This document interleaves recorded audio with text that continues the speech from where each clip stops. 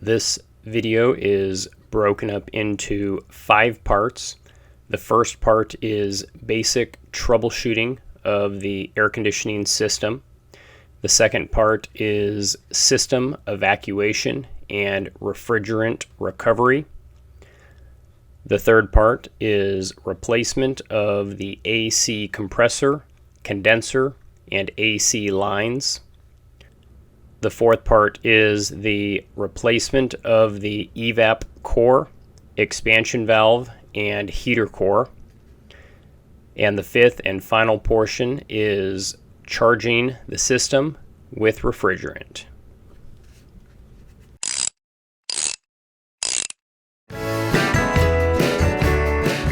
In this video, we will be repairing the air conditioning system in this 2003 Toyota Camry. When we start the vehicle and turn on the air conditioning, a couple things happen. First, the engine gets really rough and almost dies. We can see that in the tachometer. Secondly, our air conditioning light starts blinking. Now, many times this is caused by a faulty relay. If we locate our relay and fuse box in the engine bay and we open that up, we could try switching the magnetic clutch relay with our horn relay and testing it out again. If that resolved the problem, you know that the magnetic clutch relay was bad, which needs to be replaced. That was not the case with this car. Now, a couple things had happened when we turned on the air conditioner. Number one, the light lit up initially, but then if we watch the tachometer, our RPM dropped severely, almost to the point where it felt like the engine was going to die before resuming a standard idle. When it resumed that standard idle, the air conditioner light started blinking.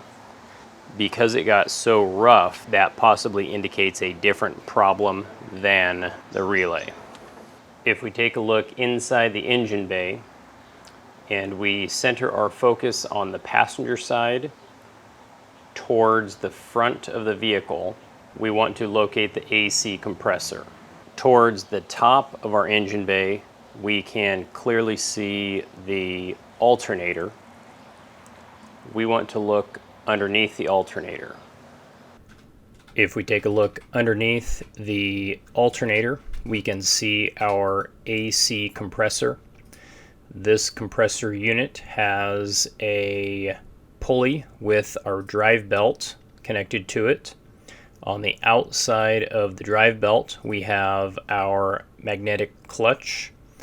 When I push the air conditioning button inside of the vehicle, the magnetic clutch should engage and start rotating.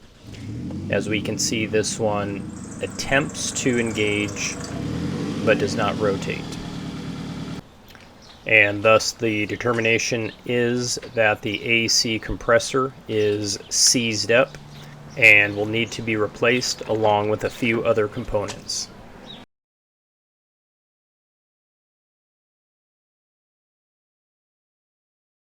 The setup for system evacuation and refrigerant recovery is as follows. We first begin with a set of manifold gauges. These gauges are rated for R134A, which is the type of refrigerant used in this system. At the start of this process, all of our valves are in the off position. With our manifold gauges, we have a low side, which is the blue hose. If we follow that line inside the engine bay, it is connected on our low side port. This is identified by a blue cap. If we remove that blue low side cap, that will allow us access to our low side port. we can then come in and attach our low side fitting and open the line to the fitting. This will register on our low side manifold gauge. We also have our high side hose. This can be identified as a red hose. If we follow that hose into the engine bay, this is connected to our high side port, identified with a red cap. Removing that red high side cap will give us access to our high side port. We can attach our fitting and open that connection point between the fitting and our high side. This will also register on our gauges. We have an additional hose that is used in our recovery process. This hose is yellow, and if we follow this hose, it will lead into our inlet port on the recovery machine.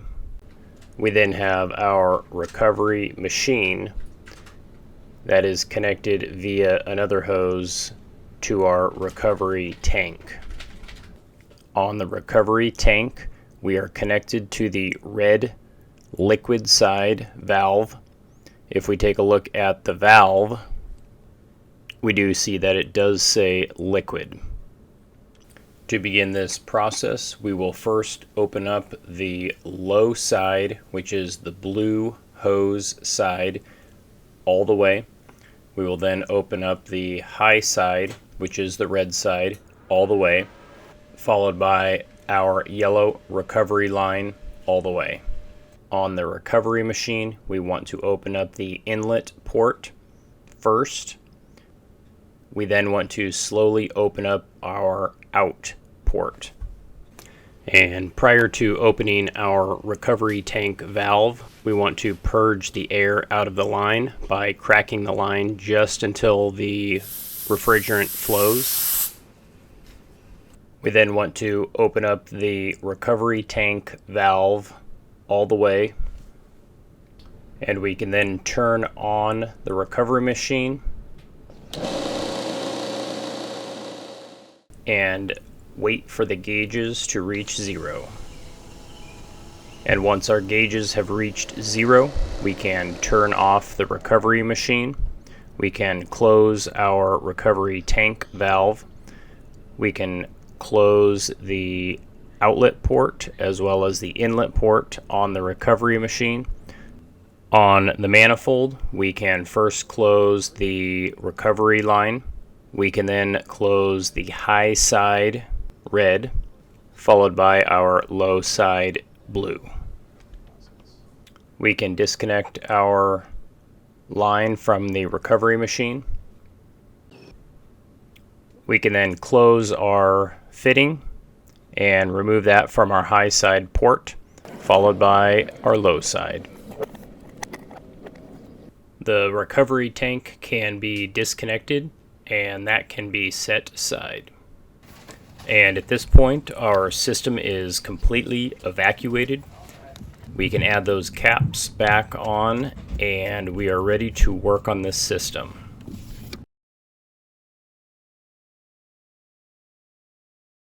Now that the system has been evacuated, we want to take a look inside the engine bay, locating the battery towards the front driver's side portion. We first want to disconnect the negative battery terminal, and then I'll wrap that in a cloth with some tape just to make sure it doesn't accidentally touch anything metal. And taking another look inside the engine bay, we are this time going to identify the alternator located on the passenger side portion. And with that alternator identified, we can clearly see our drive belt running through our various pieces of equipment. We next need to locate the tensioner, which is directly underneath the drive belt as we can view it from the top. And if we look underneath that drive belt, we can see that tensioner nut. Using a ratchet with a 19mm socket, we can hook that up with our tensioner.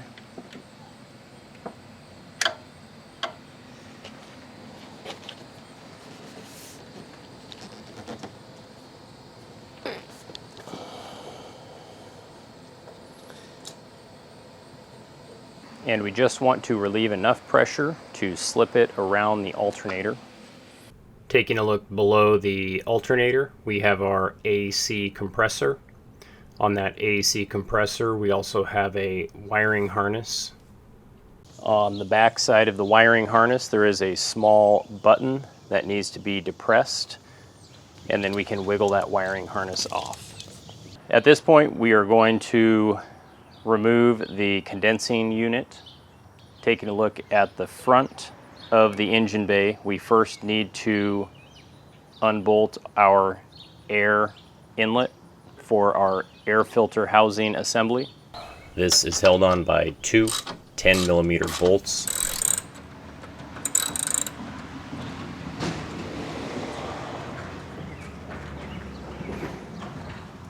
And that is now loose.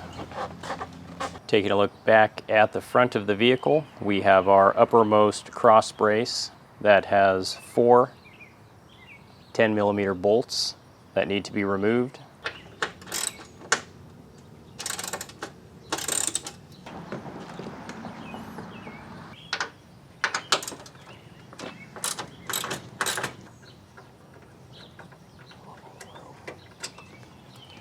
Taking a look at the hood release latch. This connects to a vertical cross member directly in front of the condenser. At the bottom of the vertical cross member, we have an additional 10mm bolt that needs to be removed. And then there are two additional 10mm bolts located about in the center of this vertical bracket on the right side. At this point, our components should be loose, but we are still connected with our horn wiring harnesses. By depressing the button on the back side of the horn wiring harness, we can wiggle that loose. We do have one on either side for each of our horn components. And then we can pivot that bracket out of the way. Make sure you do not hit the battery terminals when you are moving this out of the way. At this point, we have clear access to the condenser. The condenser is held on by two 10mm bolts. Those 10mm bolts holding a bracket, which is connected to the condenser unit. We also have our two AC lines connected to the condenser, one located towards the top and the other located towards the bottom. These are also held on by 10mm bolts. And with those bolts removed, we can wiggle off that line. And we want to bag and tape that to make sure no contamination gets in. We can then work off that second line in the same fashion. And we also want to bag and tape that line to seal it as well. We can then remove the two 10mm nuts holding our condenser brackets, and that condenser unit can then be easily removed. And now is a good time to clean the radiator fins, as we do have this exposed. And this does look pretty dirty. If we take a look at our AC compressor, there is a grouping of wires that runs up near the alternator. We have a hold down clip holding that on the alternator. If we can work that off, it'll allow us to move the electrical wires out of the way slightly. Additionally, towards the bottom of the AC compressor, that same grouping of wires is also held on by another clip. If we work that off, we can then move those wires out of the way, giving us a little bit better access to the AC compressor.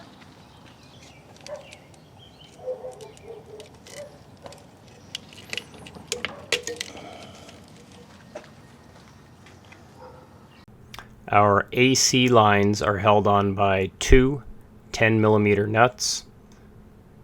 Using a ratchet and a socket, we can loosen those up and remove those.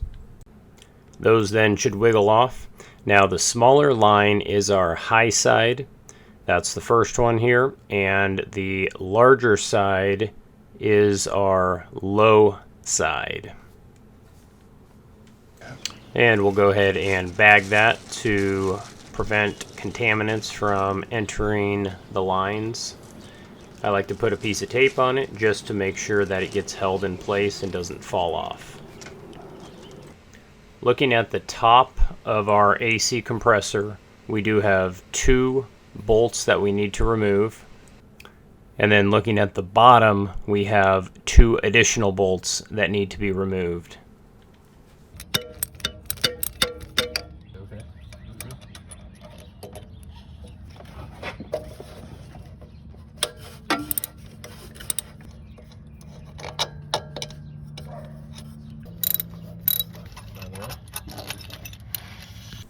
At this point, we should be able to work that AC compressor out. Now you will need to push the radiator a little bit out of the way, move the wiring a little bit out of the way. We do have that coolant hose that is a little bit in the way, but it should be able to fit through there fairly easily, but it is tight. And I always like to compare my old part with my new part to make sure that they look the same and that it is the same part. Now it is recommended that we first take a reading from the oil that is in the old compressor. We can do this by tipping the compressor upright into a beaker. And the problem with this compressor is there was no oil in it. So I stood there and held that for a long time and nothing came out. Additionally, our clutch on the front is completely frozen solid, and we kind of got an indication of that when we did our troubleshooting. There was a good chance this failed due to lack of oil. Taking a look at my new unit, I can loosen up the bolts holding on my plugs for both the suction and discharge, and I can remove both of those. This is a pressurized unit, so it might pop just a little bit. And we will take an oil reading on our new unit. Given that my old compressor had no oil in it, there is no clear indication of how much oil should be in it. The service manual has no specification, and the manufacturer also has no specification on their website. And when I inquired the manufacturer, it was indicated that these units come shipped with the appropriate amount of oil. And as I am doing this, I am rotating that clutch to move the oil around inside of this unit. In total, I pulled out 3.5 ounces of compressor oil. So we will be replacing 3.5 ounces of oil back into this compressor. Now I will also be installing this into the suction port because we want it to be sucked into our unit when we rotate that magnetic clutch. And I'm going to rotate that unit to get the oil flowing just a little bit. You do want to be aware that oil might come out if you are not holding it in the correct orientation. And then I'm going to replace my plugs.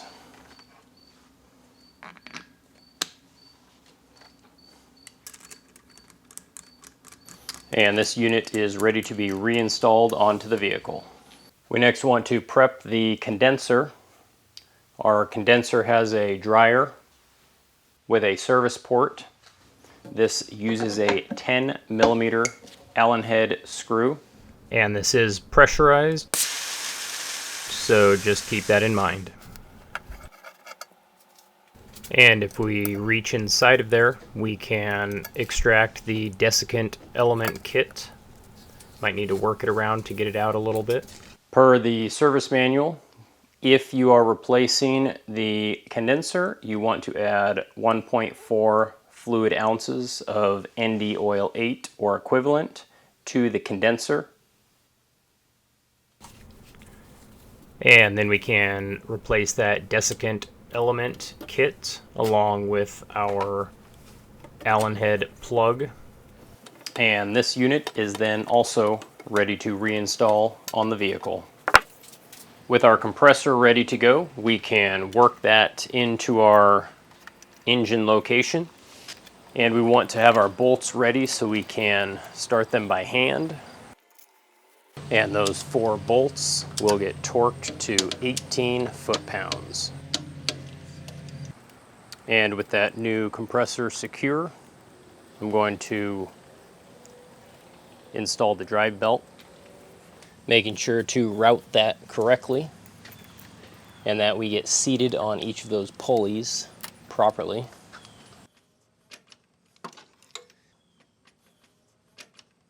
Typically at this point, you would go ahead and attach the suction and discharge lines to our ports on the compressor.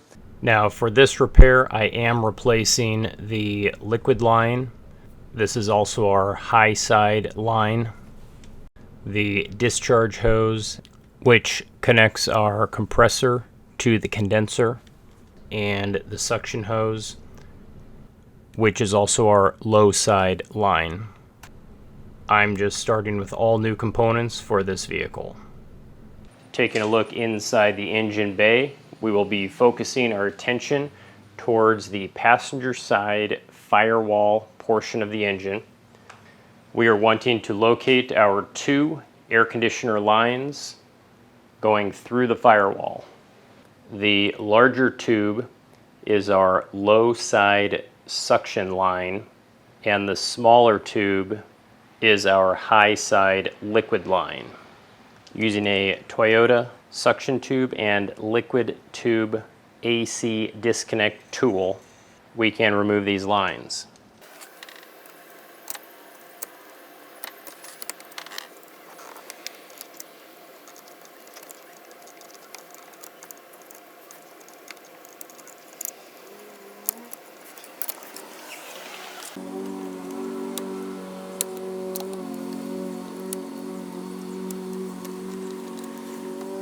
We then want to disconnect these lines and cap them as to reduce the amount of contaminants in the system.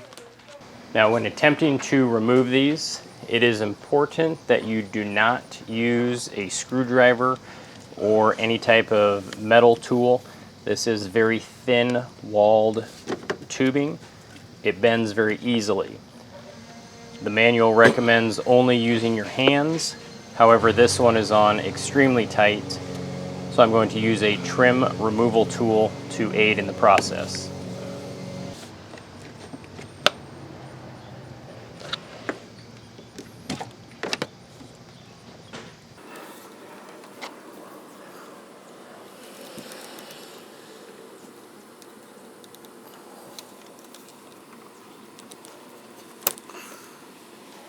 Now to orient ourselves, I have my alternator. Next to my alternator, I have my low side line. Directly below that low side line, I have my high side line. Now my 2 lines have a bracket holding them in place. This uses a 10mm bolt.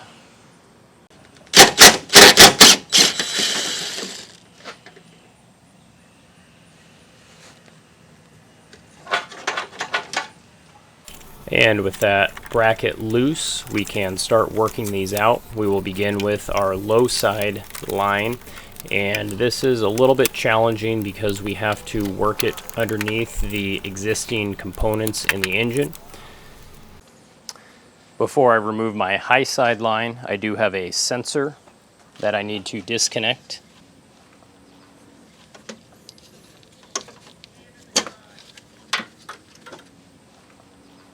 And much in the same, we can work that high side line underneath everything. Then I have my one last line going from the condenser to the compressor. And this last line, the condenser to the compressor, that is about the easiest one to replace. So we will go ahead and slide that in first. Now before we install them, we will oil the O-rings, but right now we're just setting it in place.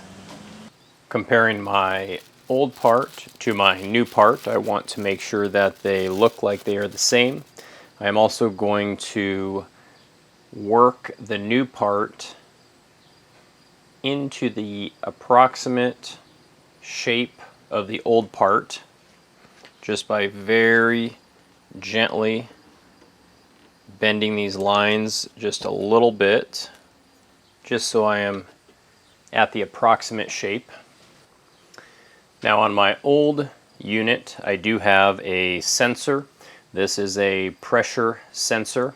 It is designed to protect the magnetic clutch, essentially, if there are pressure irregularities within the system. Because we are switching out this entire system, we will switch out this sensor as well. And before installing this, I will apply just a little bit of new compressor oil to the rubber O-ring.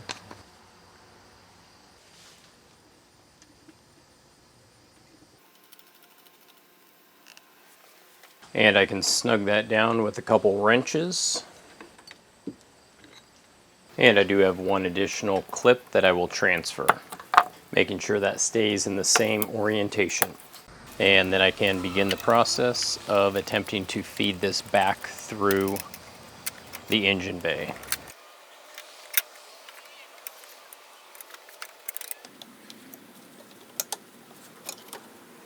And I can then feed that low side through there as well. And next I'm going to add my bracket that both of these lines are held on with.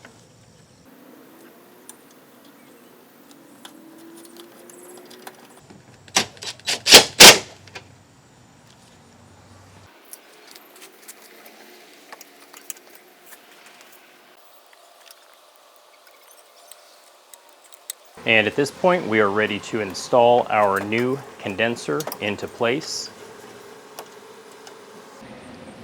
And we can add our nuts on our mounting bracket.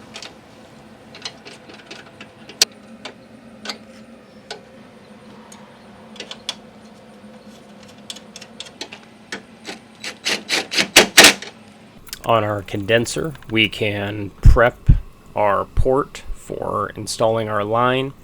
There is a plug that needs to be removed before we begin to install that line. Now I'm going to add just a little bit of new compressor oil to the rings to help this seal a little better.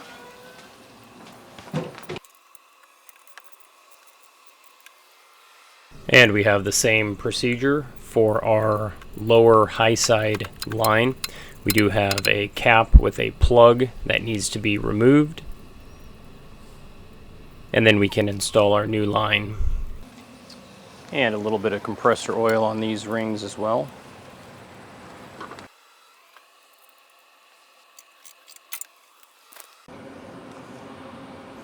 And then we can connect that pressure switch.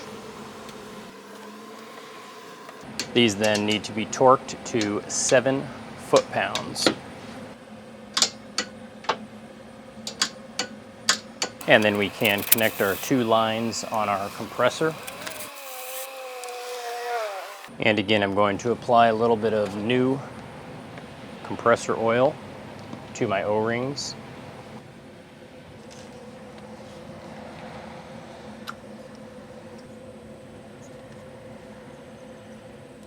And then I can connect my 2 lines.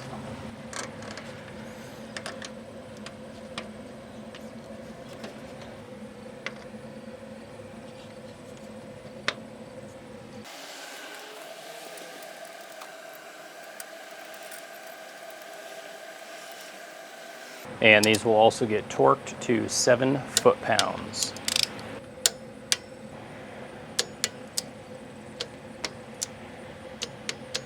We then need to connect our lines to the firewall side of our engine. And again, we will be applying some new compressor oil to these rubber O-rings. Now, if you are replacing components on the inside, you may want to wait on this until the inside is done. Make sure those are nice and tight.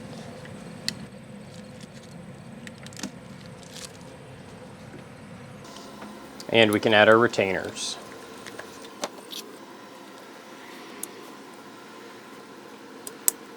And then we have our wiring harness for our compressor. And we can then begin assembling the front, hooking up our wiring harnesses for the horns, and then adding the rest of the bolts.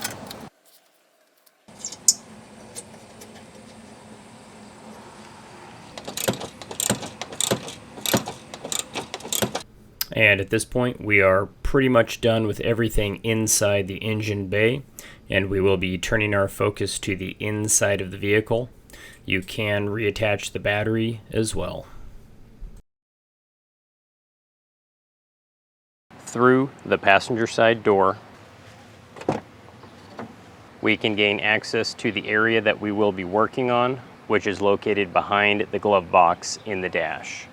We can begin by opening the glove box.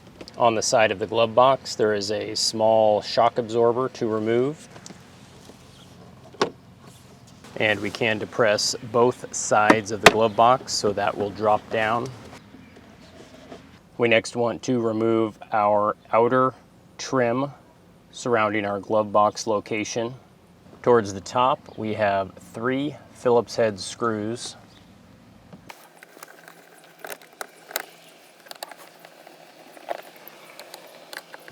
We can then work the top end of that down just a little bit. Underneath the glove box location, we have a black cover plate, and we can depress 3 small tabs to remove this black cover.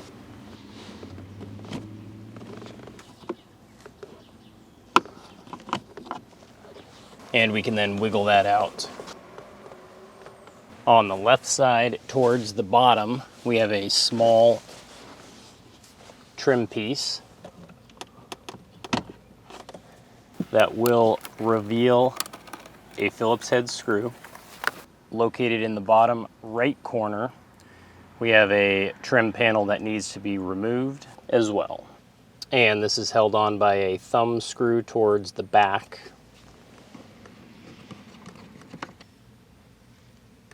And a couple clips. And that will give us access to a 10mm bolt.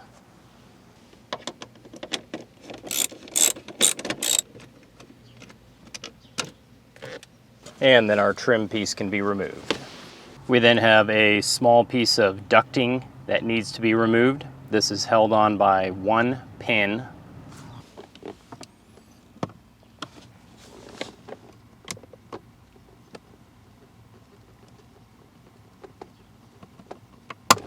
And we can slide that ducting out.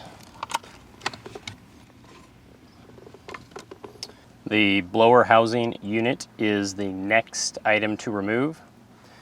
We have a variety of wiring harnesses connecting around the perimeter of the blower housing. We can just work our way around, disconnecting one at a time.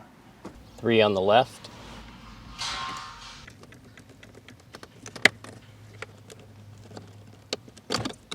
Three down below. We have a couple clips holding a bunch of wires. And a couple other clips.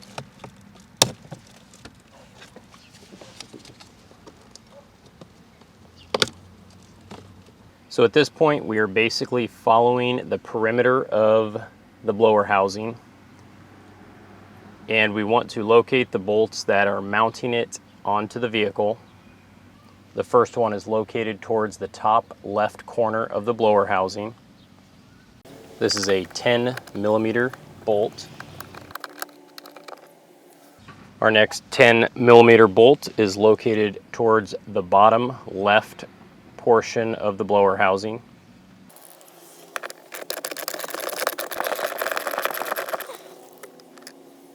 Next, if we take a look towards the bottom center, we can see a couple what look like nuts or washers.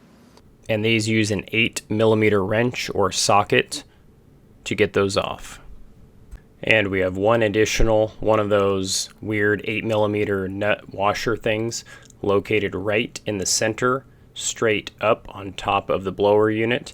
This is the most difficult one to get to and took a bit of time to get out. At this point, we have removed our two 10mm bolts and our two weird washer bolt things.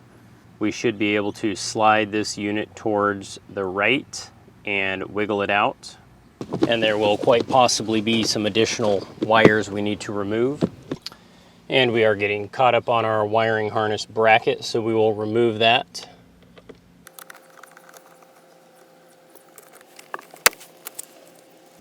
And an additional wiring harness up here.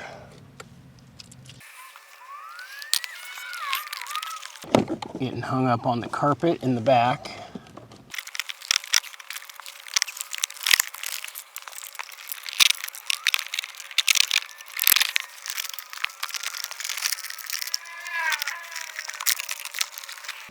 And one additional wiring harness is holding us up.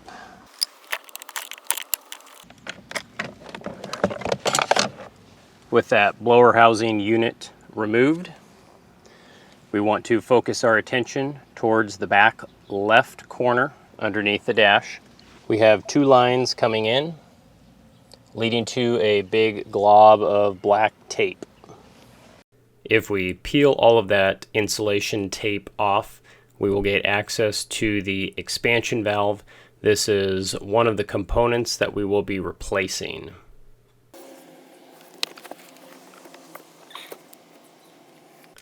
And at this point, we're going to shift our focus to the driver's side portion of the vehicle. With the passenger side stripped down to the expansion valve, we can focus on the driver's side.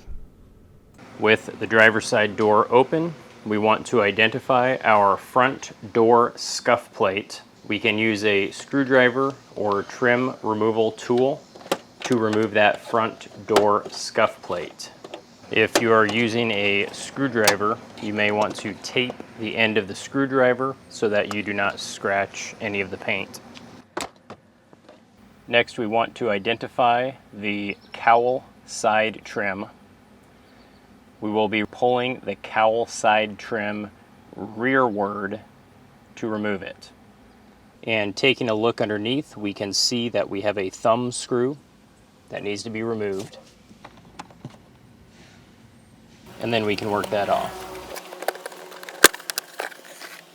We then want to identify our front pillar garnish, and again, using a taped screwdriver or trim removal tool, we can work that front pillar garnish piece off. We then want to identify our steering wheel pad, and we want to make sure that the wheels are facing straight ahead.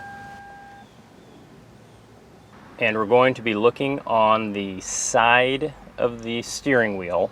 We can see a small plastic cover on the right side and a small plastic cover on the left side. And using a small screwdriver, we can remove both of these cover pieces. And taking a look inside that cover piece, we have a T30 Torx head screw. And these bolts will loosen up, but they will not come out all the way.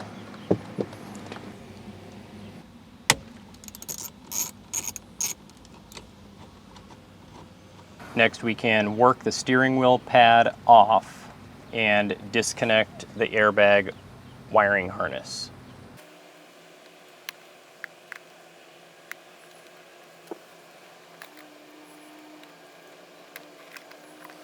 And don't forget the ground. And when storing the airbag, always make sure it is in the upright position. In the center of the steering wheel, we have a set nut. This needs to come out next. And this is a 19mm nut. With a marker, I can create some match marks to help line this back up.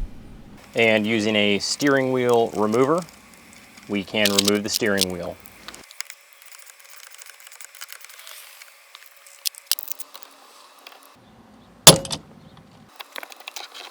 And we do have a wiring harness we will try to work around.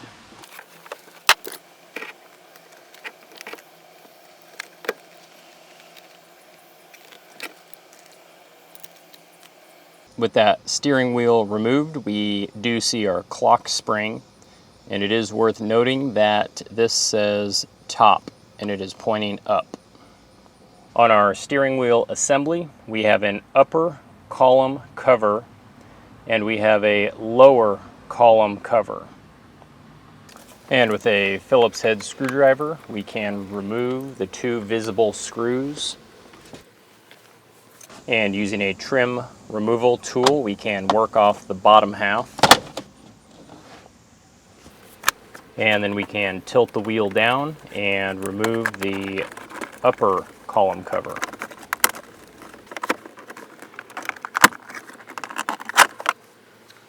And as I go along, I am going to be cleaning off the interior components just because they've never been cleaned.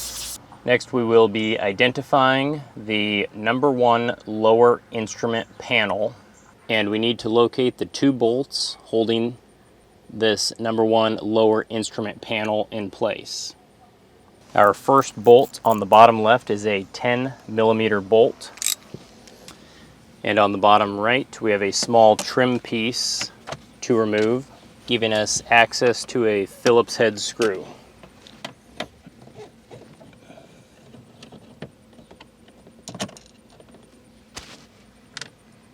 And we also need to disconnect our hood release latch from underneath.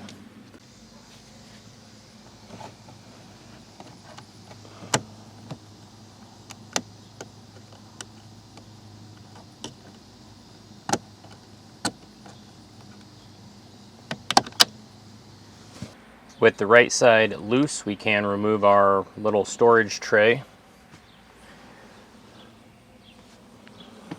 And in that little storage tray location, we have 1 Phillips head screw.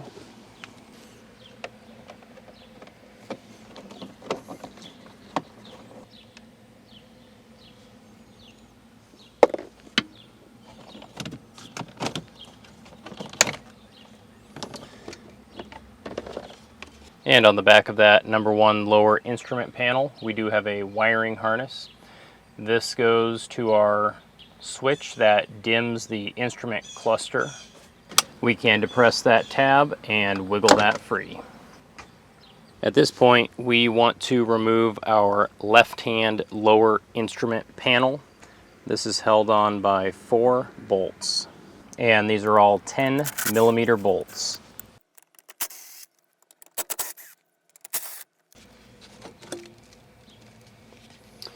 We do have our wiring harness down below. This wiring harness is for our OBD2 port.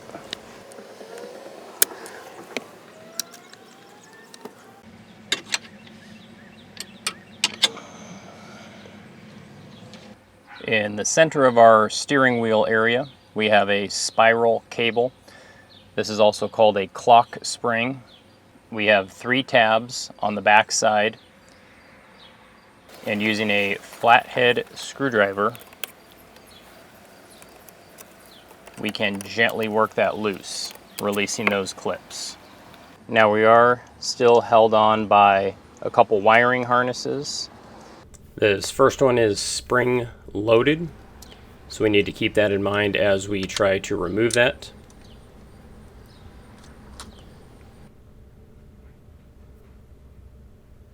And the second one we can just pop off. Taking a look back at our steering wheel location, we have 2 combination switches. These combination switches also have release tabs that we need to depress to remove them.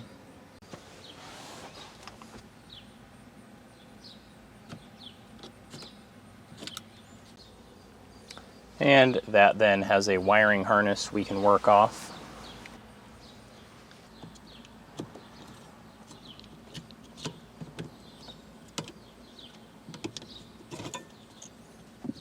and another wiring harness. If I take a look where my steering wheel was connected to, and I follow that shaft down into the vehicle, I will come to my intermediate shaft assembly. This assembly has one bolt. That one bolt is connecting my steering column assembly to my intermediate shaft assembly. Taking a look underneath the dash, I can see my one bolt, or at least the end of it with the threads. And then up top, I can see the head of that bolt. This is the bolt that I want to remove, but before I remove it, I want to put some match marks at the connection point between my intermediate shaft assembly and my steering column.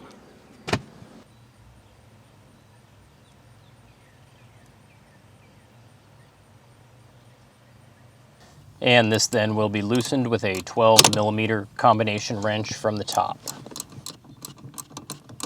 Taking a look back to the area where our steering wheel goes, we're going to be looking back underneath behind this, and we are basically following this down about halfway and then looking way up underneath. And underneath there we can see two bolts that we need to remove.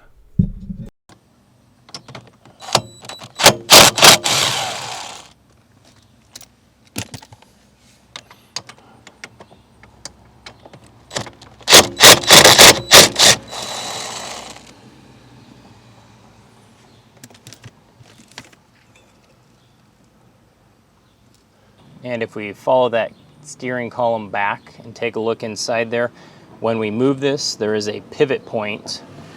This is a third bolt that we need to remove.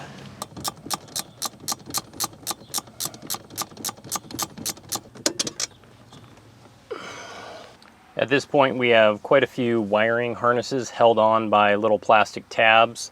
So we're just going to work our way down the steering column and release some of these to hopefully let that steering column go free. A couple wiring harnesses here.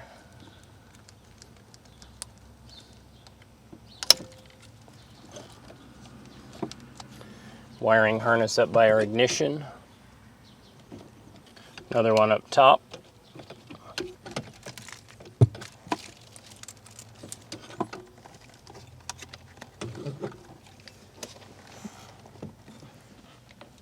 So at this point, I have worked off all of the wiring harnesses off of the steering column.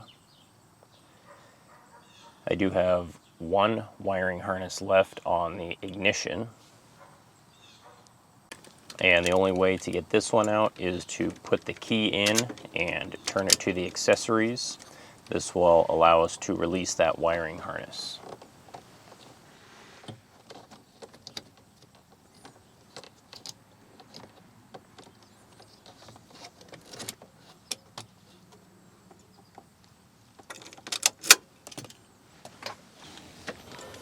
And we can then remove that steering column. And at this point, we are going to shift our focus from the driver's side to the passenger side. On our passenger side, we have already removed everything down, including to our blower assembly. This allowed us access to the expansion valve. Taking a look up underneath the passenger side, this is the bottom side of the dash. We can see our reinforcement bracket. This is the tube of steel running across the entire length. We also see our airbag module behind it. And we have a wiring harness on both sides of that airbag module. We want to work that wiring harness off of the airbag module.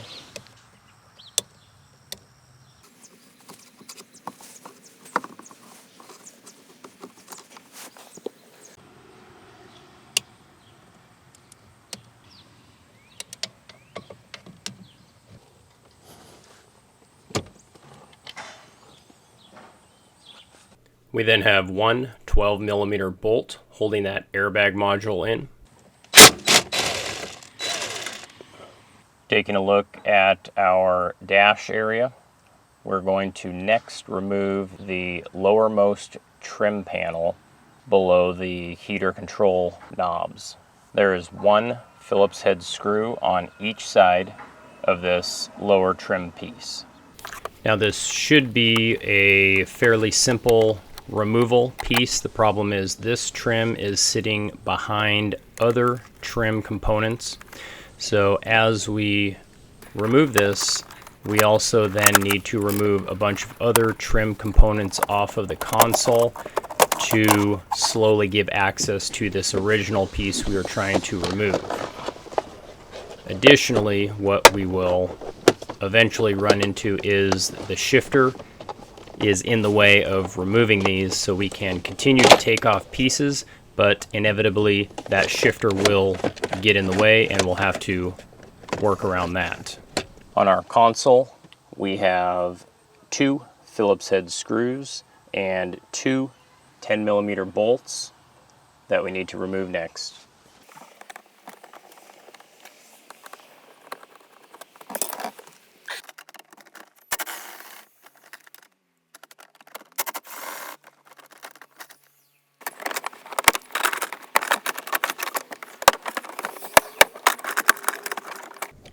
So at this point, what I am figuring out is that the shifter is in the way of removing these various trim pieces, which means that we need to shift this out of park so that we can remove these trim pieces and then we can shift it back into park. So we do need to connect our harness for power. We also need to insert the key so that we can install our harness for the ignition. We can then shift out of park and remove this trim piece.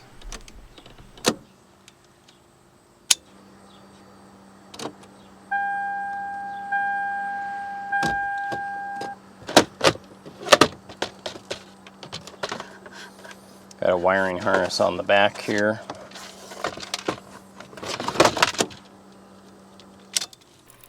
And then we can remove the wiring harnesses and remove the steering column and get back to work. And then we can work the cigarette lighter wiring harness off. And then I can work off those additional trim components.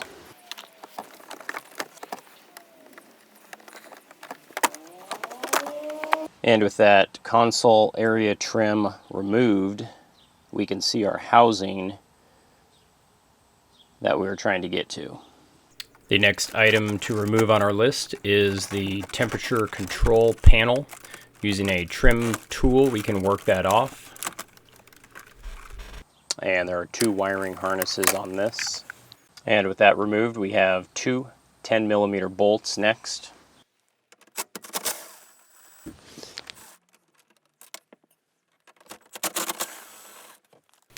We can then work off the trim pieces that are surrounding our radio.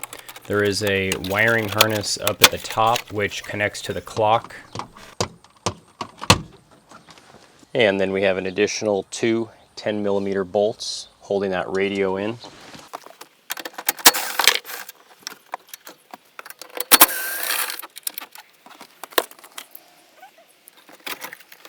And a couple connection points on the back of that.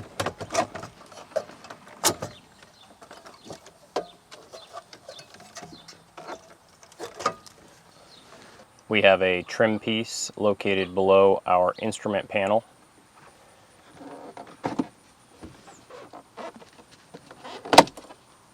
This will expose two Phillips head screws.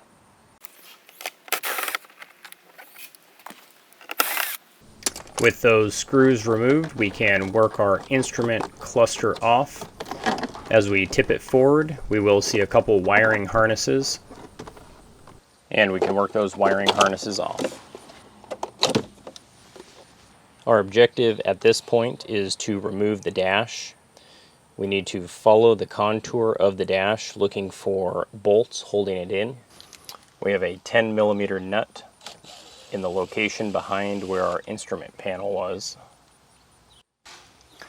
We have a 10mm bolt located underneath where our heater control valves were. Another 10mm bolt located to the right of where our glove box was. To the right of the location of our glove box, we have another 10mm bolt.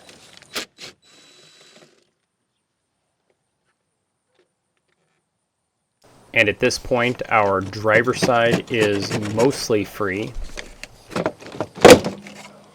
And looking back underneath the dash behind the glove box area, we have an additional 10mm nut.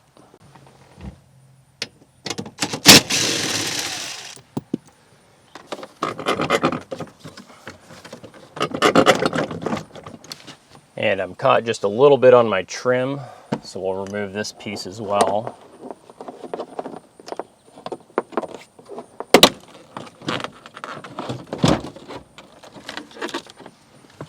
Now we are still connected by our speakers.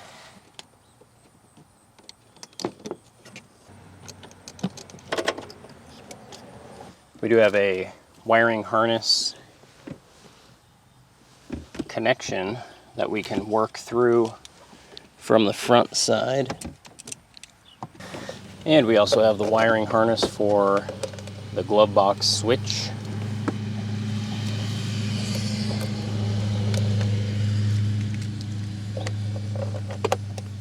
And then we should be able to work that out.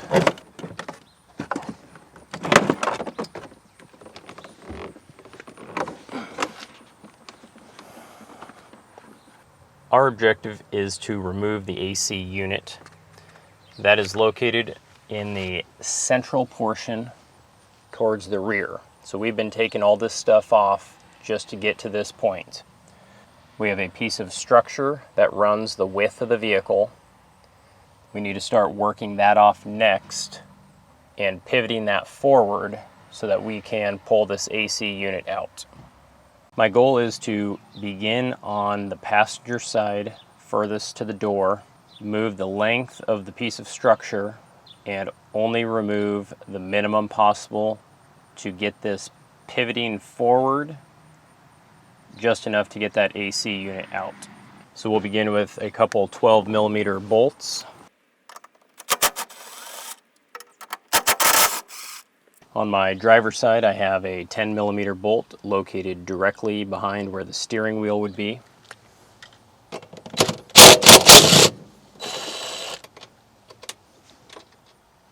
And then all the way over to my driver's side near the door, I have 3 studs that I see. And on the outside of my door, I have plugs. And with those plugs removed, we can see our 3 bolts that go into the inside of the vehicle and connect to that structural piece.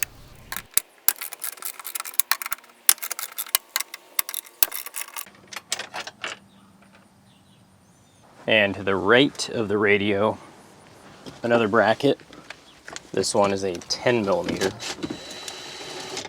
And back over to the driver's side, we have another one underneath.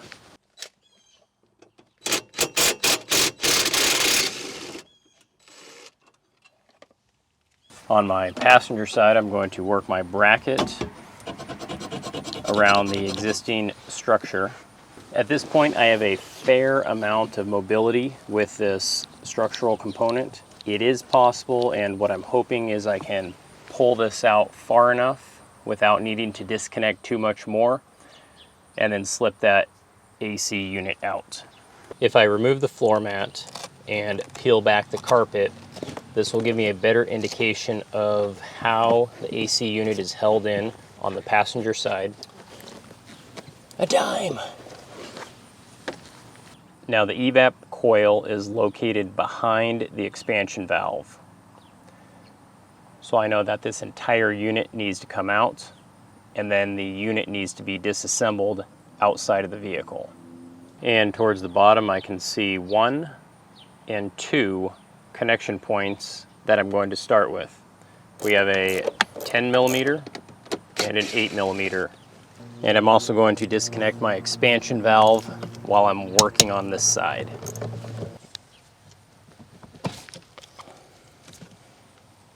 And as of right now, everything is pretty loose on the passenger side. We'll shift our focus to the driver's side next. And again, removing the floor mat and pulling that carpet back to begin will give us better access. And we'll start with removing one 10mm bolt just on the opposite side of the passenger. And directly above that one, we have another 10mm bolt on a bracket. And then I have my two heater core lines. Now, if I were to disconnect these lines, I would have coolant coming out into the vehicle. So instead, we will begin by disconnecting them inside the engine bay.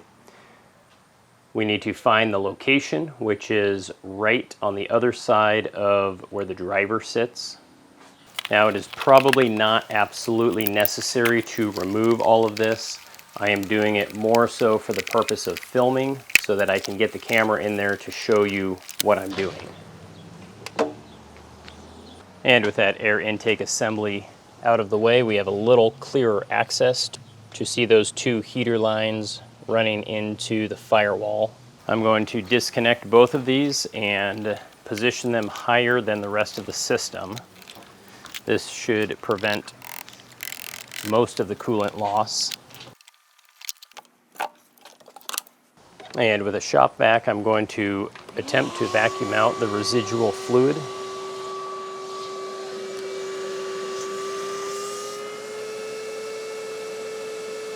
Now for this repair, I am replacing the heater core. So what I will be doing in this step is removing the heater lines from the core. This does involve disconnecting the line from the core, which compromises the integrity of this fitting. Once this has been compromised, you basically can't get it back together and sealed. But again, because I am replacing the heater core, it doesn't really matter at this point. The purpose of me doing this was hopefully to aid in the removal process of the HVAC unit, just to have one less thing to deal with and get caught on other parts. Now, again, if you are keeping the existing heater core, do not do this.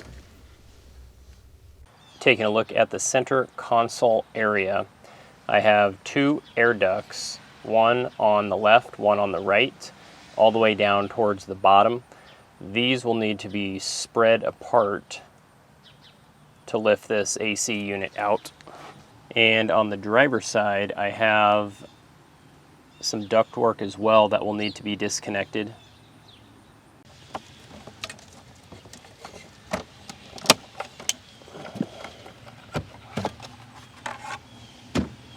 Now, if I take a look back at my heater core lines, where they come in through the firewall, I have a retaining clip holding those in place. That clip is connected to this AC unit, so I need to work that off.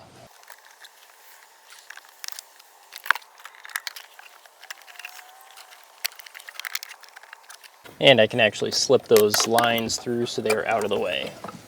And on the top portion of our AC unit, we have our defrost ductwork. There are 4 tabs, 2 on the front, 2 on the back, holding this in place so we can work those off. And that then reveals an 8mm fastener right in the center.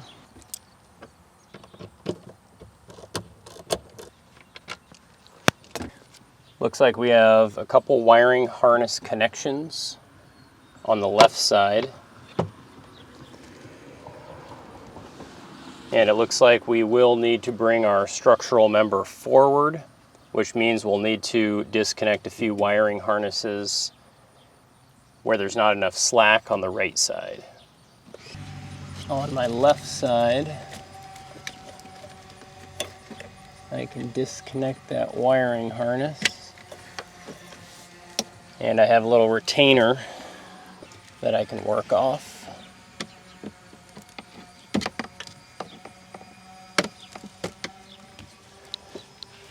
Give me some flexibility there.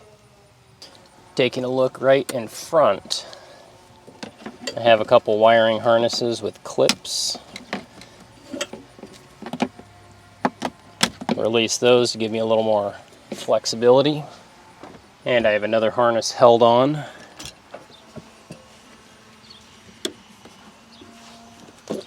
To the front of that.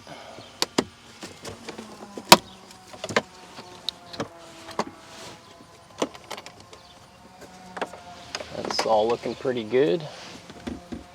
And on my structural piece, anywhere that there is a wiring harness that is too tight, I'm going to loosen that up. So I got one right here. I got two in the back. There we go. And that might be enough to get me access.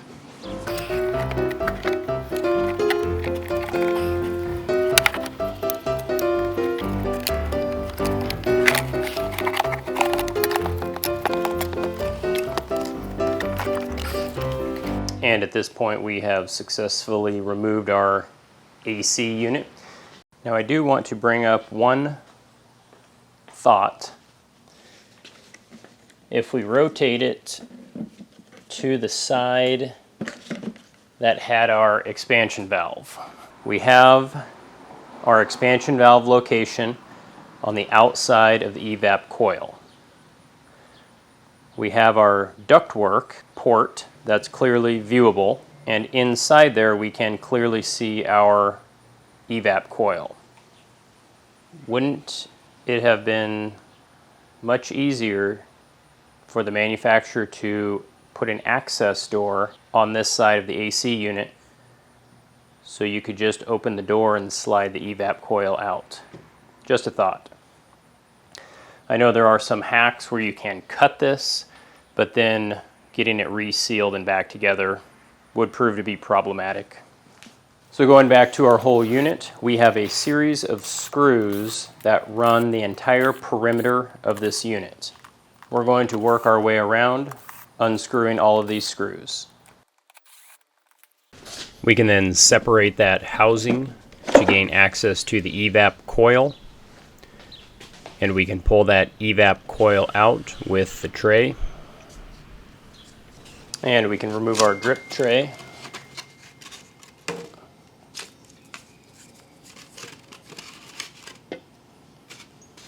And we do have a piece of insulation running around 3 sides of our coil. And I always like to compare my new part with my old part. My new part did come with a piece of insulation. And this insulation is not long enough to cover 3 sides as the old one. So I'm going to add just a little bit of additional insulation just so it matches the old one. Because we are replacing the evaporator, we need to add 1.4 fluid ounces of ND oil 8 or the equivalent. I'm using a PAG 46 refrigerant oil. This 1.4 fluid ounces needs to be added to the evaporator before we reassemble this back together. On our new unit, we have 2 4mm Allen head screws, and this unit is pressurized, so be aware.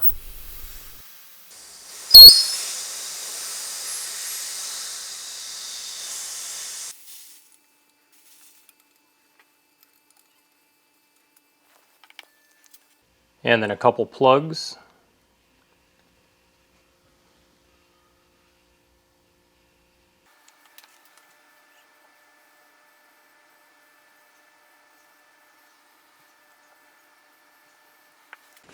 And with all of that oil installed, we can then add our insulator and tray and slide that back into position. And then I'm going to add my plugs and my cap, and this will prevent that oil from leaking out when I am moving this around trying to get it back in the vehicle. I can then work my 2 halves back together on this assembly, making sure everything lines up just right.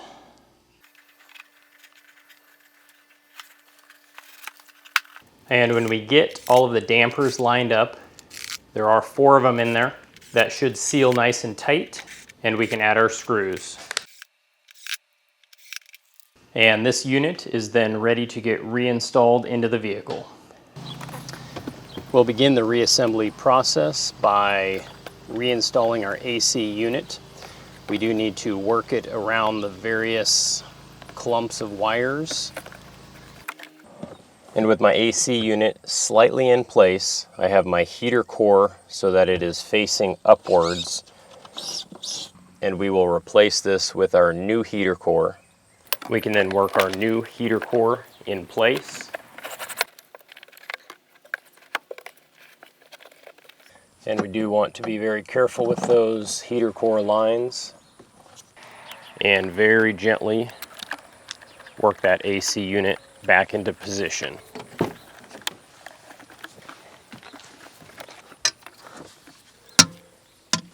And I'll add that top 8mm nut to make sure that things don't move around.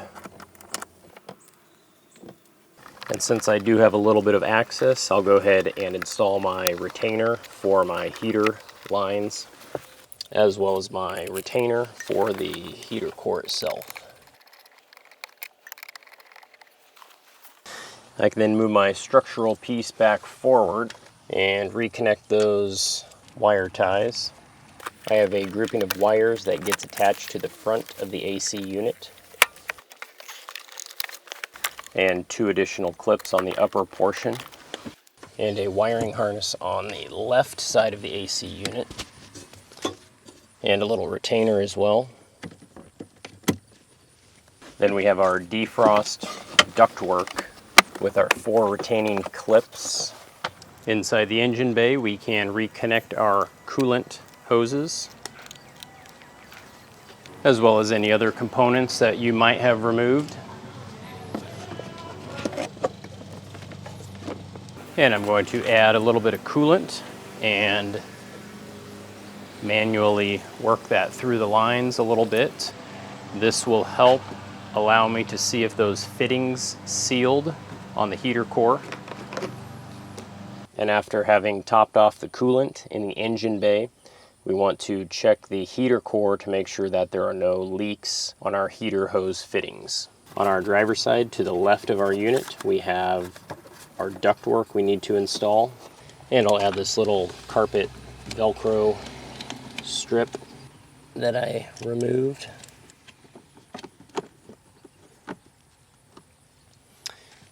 And directly below that, if I move that structural piece a little bit, I need to line up my hole for my 10mm bolt. This may require adjusting that structural member just slightly so we can get that lined up.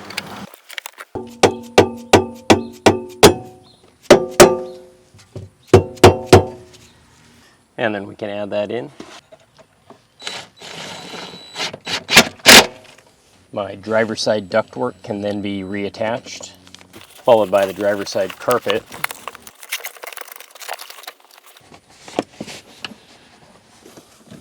At this point, I'm going to pull the expansion valve and lines. Now, these lines have previously been disconnected as this repair is part of a much greater repair. I have disconnected these inside the engine bay, which allows me to pull these out through the firewall. And if you haven't yet replaced the expansion valve, now would be a good time to do that. On my passenger side, this is the right portion of our AC unit. We have another 8mm nut. And our passenger side, we also have a drain hose that we need to make sure is installed properly. And then another 10mm bolt. This one holding on our right ducting. And then we can replace that passenger side carpet. Our driver side has a 12mm bolt underneath. On the passenger side, I have a 10mm bolt holding my bracket to the structural component. I then have the 3 bolts on my driver side, and I'm going to start these by hand before I tighten them down. followed by our caps. And on my driver's side, another 12mm bolt and 2 more 12mm bolts for the passenger side bracket. And at this point I can work the dash back into place. And there will be a bracket down on the right that might get in the way. Now before I remove the dash, I did take a couple pictures of the wiring harnesses, where they were located at and where they were coming through. I'm going to attempt to recreate that positioning as best as I can at this point.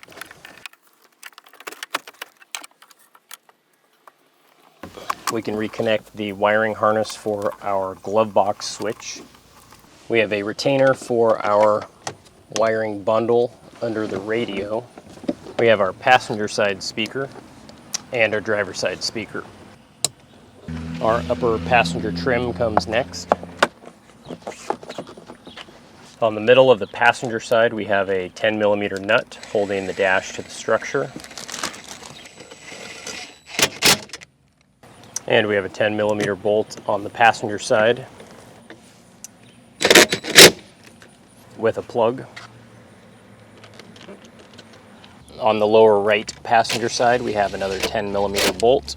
On the driver's side, we have a 10mm bolt near the heater control knobs. We also have a 10mm nut by the instrument panel. Next comes the instrument cluster. We have 2 wiring harnesses on the back, and this is held in with 2 screws.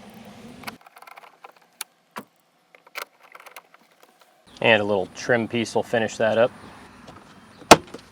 Our radio then has 3 connection points and 4 bolts. And our radio trim has 1 wiring harness for the clock. And our heater control unit has 2 wiring harnesses.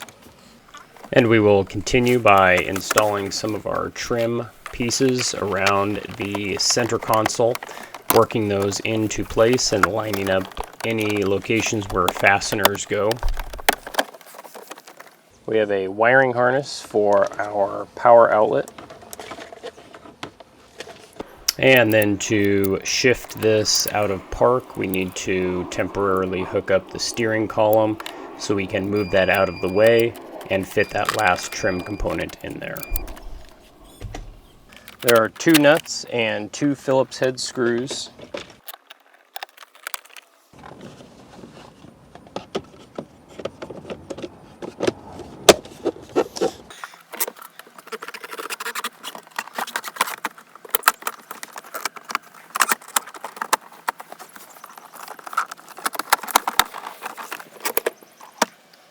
And we have 2 Phillips head screws holding that trim piece on. And back underneath our passenger side, we can see our airbag module. We have 1 12mm bolt. And I do have 2 harnesses, 1 on each side. Our steering column wiring harnesses were previously installed when we had to shift to get that trim piece on. So I can position the steering column in place and start my longest bolt. My next goal is to align my match marks on my steering column with the rest of the steering system. So with my steering column secured and my match marks lined up, I have tightened my bolt to make sure that everything is solid. And then any additional wiring harness clips can be reinstalled on the steering column. And 2 additional 12mm bolts for the steering column. We can install our controls and the 2 wiring harnesses, followed by the clock spring, and then 2 wiring harnesses. And we have our metal panel. We can feed through our OBD2 harness and install 4 10mm bolts.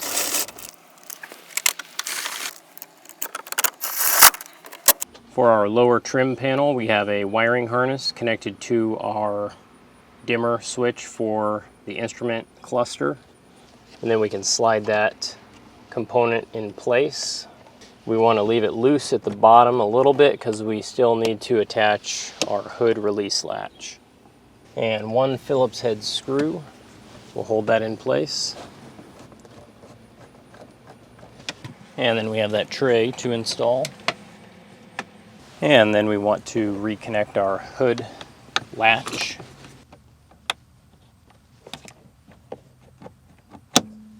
And two additional trim screws. One is a Phillips head, the other is a 10 millimeter. After that comes our upper and lower steering wheel trim.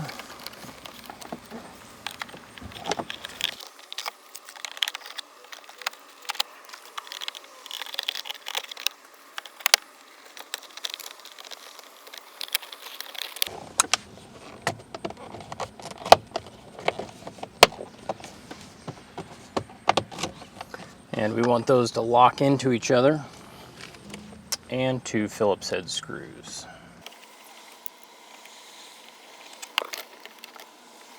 We can work our wiring harnesses through that steering wheel. Then we want to line up our match marks.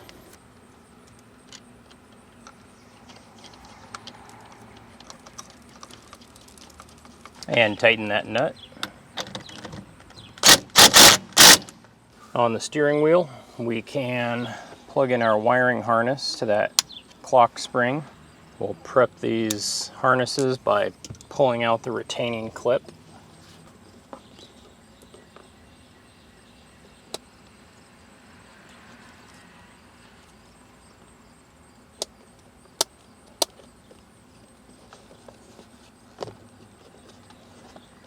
And two T30 Torx screws on either side.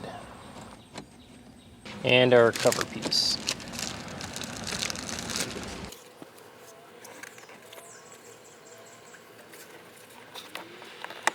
Then we have our lower left trim held on by that one thumb screw. And we're going to be putting our last trim piece on for the driver's side before we switch back over to our passenger side and finish that up. With a 4 millimeter Allen head wrench, we can remove our cover piece for our evap coil. This does have new rubber rings on it. However, we are going to apply a little bit of additional oil to these rings before we slip on the expansion valve.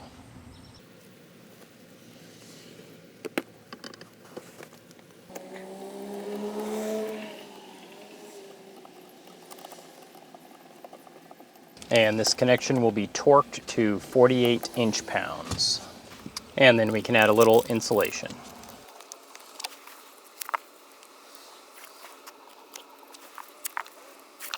We can then work our blower in place.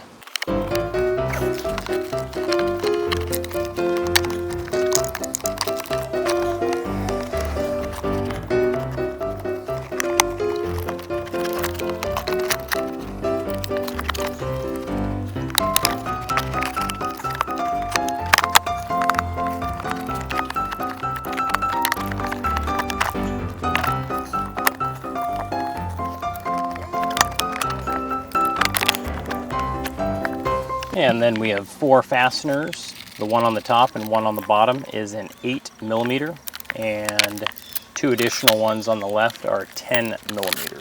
We have our wiring harness bundle held in by one Phillips head screw. And we can go ahead and reconnect everything. A couple retaining clips to help hold the wires out of the way. Then we have some ductwork, followed by our glove box trim.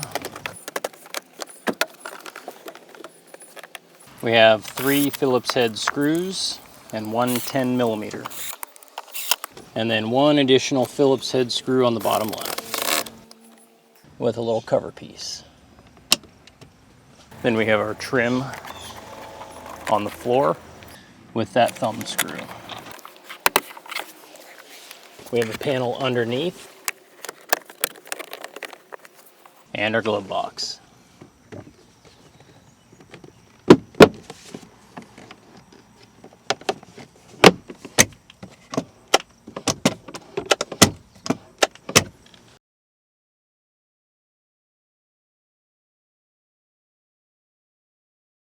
The setup for charging refrigerant into the refrigeration system is as follows. We first begin with a set of manifold gauges. These gauges are rated for R134A, which is the type of refrigerant used in this system.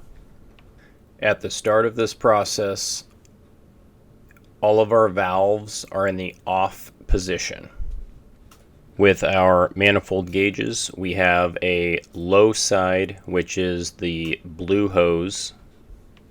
If we follow that line inside the engine bay, it is connected on our low side port. This is identified by a blue cap. If we remove that blue low side cap, that will allow us access to our low side port. We can then come in and attach our low side fitting and open the line to the fitting. We also have our high side hose. This can be identified as a red hose.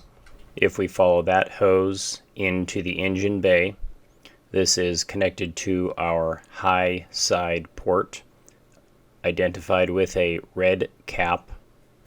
Removing that red high side cap will give us access to our high side port.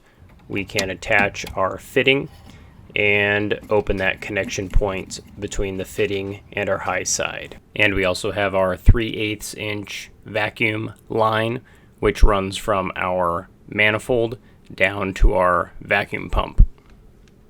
With everything connected, we can open up our suction side, which is our blue low side. We want to open that all the way. We can then open our discharge, which is our red line or our high side all the way, followed by the 3/8 inch vacuum line, and we can open that one all the way as well. We can then turn on the vacuum pump, and we want to wait for 1 hour while the vacuum pump vacuums down the system. We can see on the gauges that we are registering negative pressure. After 1 hour, we will close the vacuum line valve, followed by our high side valve, followed by the low side valve. We can then turn off our vacuum pump, and we want to wait about 20 to 30 minutes watching the gauges to see if they move. The goal is that they do not move, which means our system is tight and there are no leaks. This one's looking pretty good. We can then prep our refrigerant can by installing our valve. After that, we can take our refrigerant line and connect that up.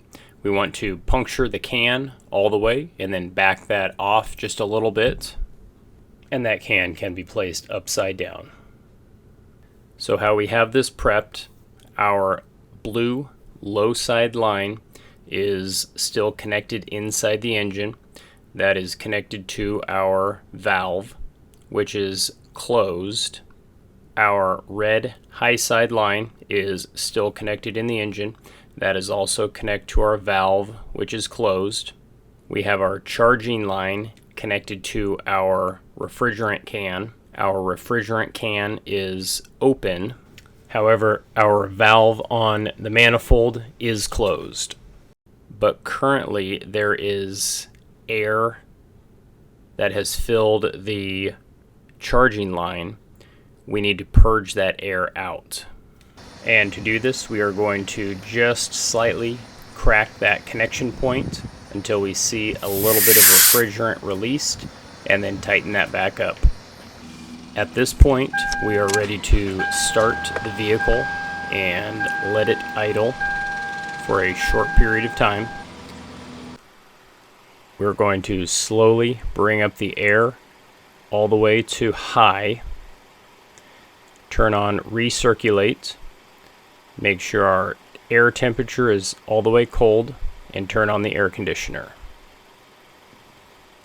We'll open the refrigerant charging valve slightly and then open our low side, throttling it as the refrigerant is entering the system. We want it to work its way nice and easily into the system. And as we throttle that low side, we want to watch the sight glass on our high side. Specifically, we are looking for bubbles. Now, because the refrigerant cans are fairly small, this did require about a can and a half. When the bubbles go away and it becomes clear, there is enough refrigerant in the system. And as we watch this, we can see fewer and fewer bubbles, and then all of a sudden, it becomes clear. With the vehicle idling, our low side is about 44, and our high side is about 180. If I increase my idle to about 1500 RPM, my low side now registers about 32, and my high side is sitting at about 205. And checking the air temperature with a thermometer, we can see that the current air temperature is about 60 degrees. And just out of curiosity, I did hook up my AC Pro CAN gauge, and I just wanted to check and see what it was reading. Now, I did notice that the needle is fluctuating back and forth. According to smartacsolutions.com, if that low side is fluctuating or bouncing, it is possible that the refrigerant is a little bit low. Now, on AC Pro's website, they did note that at 85 degrees, which is what it is right now, the low side should read about 45 to 55 psi, and the high side should read about 225 to 250. Based on my readings, both of these are low. If I take a look at their other chart, because both of these are low, it suggests adding more refrigerant. Additionally, according to acdiagnosis.com, the air temperature should be between 35 and 40 degrees if it's 70 degrees outside. Now, given that it's a little bit warmer, that temperature should probably be a little bit warmer. I'm at 60, which is significantly above what it probably should be. So again, this is an indication that I need a little bit more refrigerant.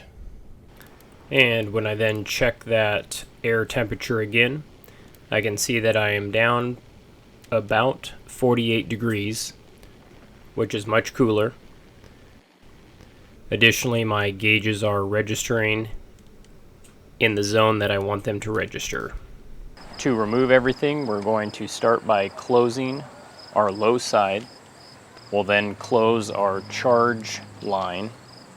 We then want to close our connection fitting for our low side, and we can remove that and replace it with the cap. Following that, we can close our connection opening on our high side and remove that fitting and install the cap. We can back off our tap for our can and remove our charge line. And at this point, we can pick everything up, and this repair is complete.